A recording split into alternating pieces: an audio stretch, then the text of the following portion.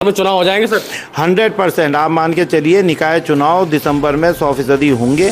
बहुत बड़े दो कारण वो हैं कारण उनके हारने के। सबसे पहला तो ये वो सोना चोरी हो गया, केदारनाथ मंदिर का सोना गायब हो गया, तो वो गायब की स्थिति वो बताएंगे अब जनता के बीच में जब जा रहे हैं। और दूसरा, केदारनाथ धाम को जो दिल्ली में शिफ्ट करने की बात चल रही थी, दिल्ली में एक और केदारनाथ धाम स्थापित करने की बात चल रही थी, उसका आक्रोश जनता में बहुत।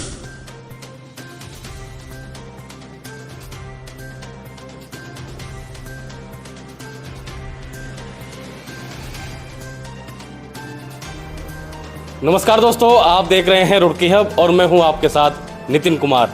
रुड़की हब आपके लिए कुछ खास लेकर आता है और आज भी चुनाव के बारे में कुछ खास ही लेकर आया है। क्यों? लोग जानना चाहते हैं कि चुनाव कब है, और चुनाव कब है ये तो जानना चाहते ही है।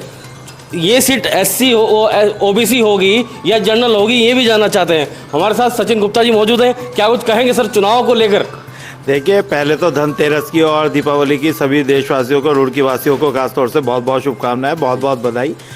भगवान श्री गणेश महालक्ष्मी मैया आप लोगों के ऊपर अपना आशीर्वाद सदैव बनाए रखे, धन धान्य से पूर्ण करे, स्वस्थ करे। अब रही बात चुनाव की, देखिए चुनाव का बिगुल तो लगभग बढ़ चुका है। कांग्रेस ने अपने जो है प्रभारी भी नियुक्त कर दिए हैं सारे जिलों में, और लगातार हम देख रहे हैं कि चुनाव सरगर्मी बहुत तेज हो भी गई है। अभी कोर्ट के पाले में गेंद है। कोर्ट अब देखिए 10 तारीख और 6 तारीख को क्या आदेश पारित करता है। उम्मीद है कि 10 तारीख को कोर्ट के आदेश के बाद सरकार को साफ हो जाएगा कि उन्होंने इलेक्शन कराने हैं पूरे प्रदेश के निकाय चुनाव, और वो उन्हें निकाय चुनाव मजबूरी में कराने भी पड़ेंगे। लेकिन सर 20 तारीख को चुनाव भी है केदारनाथ का, और फिर 23 तारीख को रिजल्ट भी आना है। उसको लेकर संभावनाएं ये लगाई जा रही है कि चुनाव आगे बढ़ सकते हैं। उसको लेकर क्या कहेंगे? देखिए, चुनाव केदारनाथ का उपचुनाव है, तो उसमें जो आचार संहिता लागू होती है वो केदारनाथ में लगी हुई है, पूरे उस प्रदेश में नहीं है।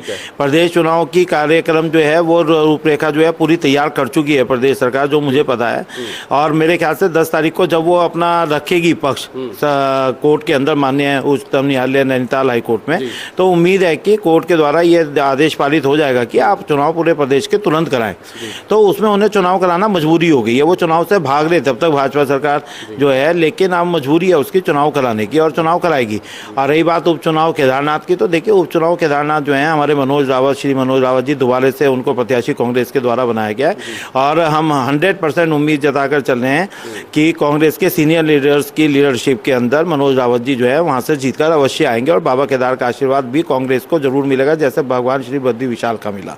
तो ये जो बद्री विशाल का जो आशीर्वाद है ये भाजपा को नहीं मिला, ये पूछा भी था हमने। तो केदारनाथ का कैसे मिलेगा ये भी पूछा था, तो कह रहे थे कि हमने उस चुनाव को हल्के में लिया। तो वाकई क्या हल्के में लिया था ये चुनाव? अब अगर वो ये कह रहे हैं कि हमने उस चुनाव को हल्के में लिया, तो गलती किसकी है? भाजपा सरकार की है, भाजपा के लोगों की है कि उन्होंने चुनाव को हल्के में लिया। बहुत बड़े दो कारण वो हैं कारण उनके हारने के। सबसे पहला तो ये वो सोना चोरी हो गया, केदारनाथ मंदिर का सोना गायब हो गया, तो वो गायब की स्थिति वो बताएंगे अब जनता के बीच में जब जा रहे हैं। और दूसरा, केदारनाथ धाम को जो दिल्ली में शिफ्ट करने की बात चल रही थी, दिल्ली में एक और केदारनाथ धाम स्थापित करने की बात चल रही थी, उसका आक्रोश जनता में बहुत का आक्रोश जो है वो कांग्रेस को मिलेगा ही मिलेगा। रही बात मनोज रावत जी की, तो देखिए मनोज रावत जी की अपनी छवि बहुत साफ सुथरी है। वो अलग बात है कि इस बार वो इलेक्शन हार गए, पिछली बार वो विधायक के रूप में रहे हैं। साथ में उनके साथ माननीय हमारे पूर्व अध्यक्ष है श्री गणेश घोटियाल जी हैं। इसके अलावा जो हमारे नेता प्रतिपक्ष है श्री यशपाल आर्य जी, उनके साथ बहुत लगे हुए हैं। हमारे जो करण मेहरा जी हैं प्रदेश अध्यक्ष, और खुद अपने आप में हरीश रावत जी भी मोर्चा संभालने जा रहे हैं। तो कांग्रेस पूरी ताकत झोंक कर उस इलेक्शन को जीतने का पूरा प्रयत्न करेगी और जीतेगी 100%। आप मान के चलिए, निकाय चुनाव दिसंबर में 100%। अगर बिल्कुल ही डबल इंजन की सरकार, भाजपा सरकार इस बात पर आ जाए कि केदारनाथ चुनाव हारने के बाद कि हमने कराने नहीं है और लोग हमारे पक्ष में नहीं है, तो वो अलग बात है। नहीं तो मुझे उम्मीद नहीं है कि माननीय उच्चतम न्यायालय हाई कोर्ट जो है उन्हें कोई भी रिलीफ देने जा रहा है। सचिन गुप्ता जी ने बताया कि 99% चुनाव ये अभी होंगे, यानी दिसंबर में ही होंगे। और मैं आपको बता दूं, दिसंबर में चुनाव तो होंगे ही, लेकिन सीट ओबीसी रहेगी या जनरल, ये सबसे बड़ी बात है सर, क्योंकि बहुत से लोग तैयारी कर रहे हैं चुनाव को लेकर, चुनाव मैदान में है। क्या कहना चाहेंगे, ओबीसी या जनरल? देखिए, चुनाव जब आते हैं तो ये सीट कहना कि ओबीसी है, जनरल है, महिला ओबीसी है, एससी है, इस बात पे चर्चा जो है आम जनों में इसलिए रहती है क्योंकि सरकार के हाथ में होता है कि उसने सीट क्या करनी है क्या नहीं। ये तो भाजपा सरकार है, डबल इंजन सरकार चल रही है, तो भाजपा ने तय करना है कि कौन सी सीट को क्या रखेंगे, कौन सा आरक्षण कहाँ देंगे। लेकिन जो प्रत्याशी होते हैं या जो कार्यकर्ता होता है किसी भी पार्टी का, निर्दलीय हो, तो अपनी तैयारी पूरी करता है, वो मैदान छोड़ के नहीं जाता। जब एक लड़ाई छिड़ती है, एक युद्ध छिड़ता है, तो उसमें जरूरी नहीं है कि हर सिपाही का नंबर जो है लड़ने पे आ जाए या हर सिपाही जो है लड़ाई करे बगैर बच जाए। आपके चेहरे पर तो सिकंदी नहीं है, चाहे ओबीसी हो, एससी हो या जनरल हो, आप तो हंसते रहते हैं तब भी। मैं एक चीज जानता हूँ, चुनाव में चाहे एससी है, चाहे ओबीसी है, चाहे महिला जनरल है, चाहे जनरल है, चुनाव लड़ना है और लड़ाना है।